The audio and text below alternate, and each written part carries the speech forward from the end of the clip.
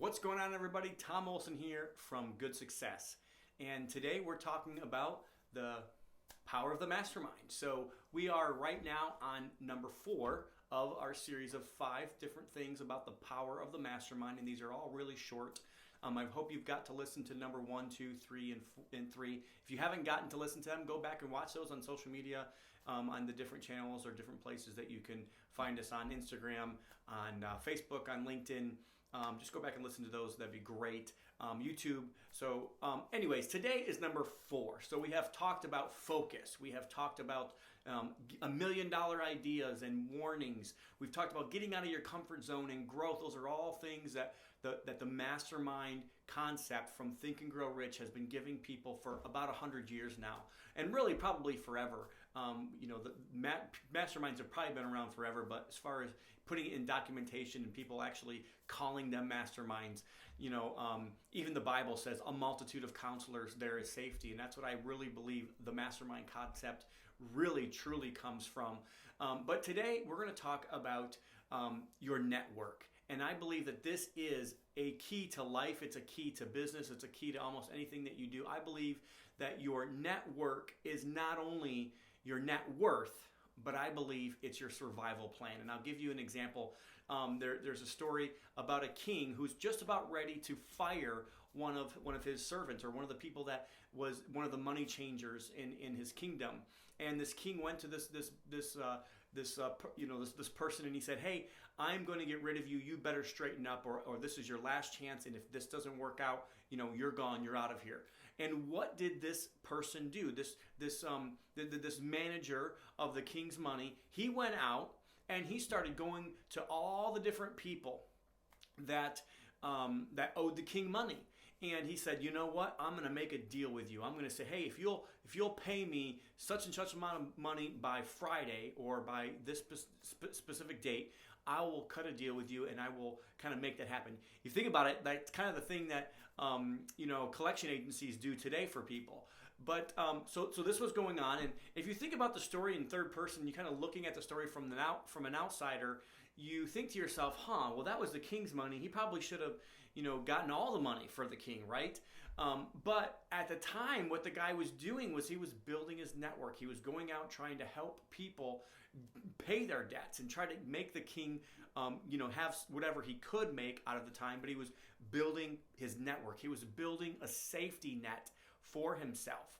And when he went back, he told the king, and then the king kind of found out the whole situation, and the king brought him in, and everybody thought at the time that the king was going to, say off to the dungeon or off with your head or whatever. But the king turned to him and he told him that he was a wise man and that he was building his network and he was creating a safety net for him. And the king obviously kept him on, and there's other stories behind that I won't get all into.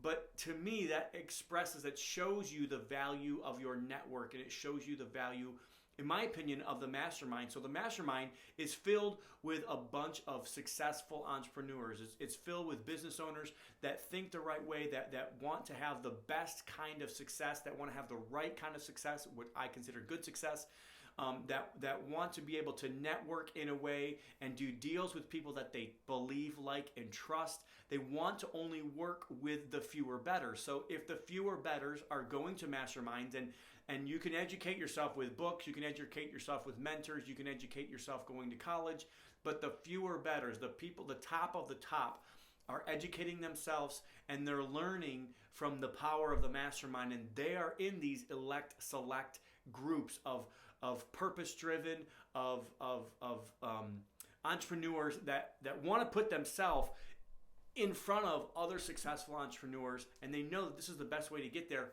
Who do you think's there? It's the top of the top people as well. So this is the top of the top way to be educated. It's the top of the top way to educate other people.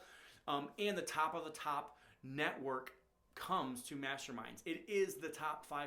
I'm guarantee you, when I started being in a mastermind, I was not in the top 5% of wage earners. I was not in the top 5% of people. And I don't know that I'm in the top 5% of people. I try to be the best person I can have. I try to have good success. I need to grow and get better at many different things. But I know I'm in the top 5% of wage earners. And, I don't really think that means a whole lot for some people. But for me, it was a big deal. And the only way, the single point of leverage was the mastermind. So I know that if I'm going to a mastermind, I'm going to connect with like-minded, high-level, high integrity, same type of core value people that I am, and I want to make sure that I'm connecting with those people. So I believe that if you hang around the fewer betters, eventually it gives you the opportunity, and you then start becoming the fewer better. You start thinking about things in a different way. You start changing your mindset.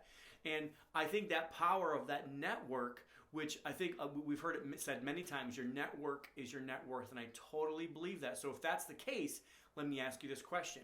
What is your network worth? So think about that. What is your network worth? And if you were to go down, if you were to have an issue in which you had to have an answer today, who are the top 5 people that you would be asking to give you advice on that? I have found many of those people over the years in a mastermind. In fact, I've been in masterminds in which businesses were created right there in front of my eyes with 2 people getting together because they know that they're working with somebody with integrity. They're working with somebody with the same core values that they have.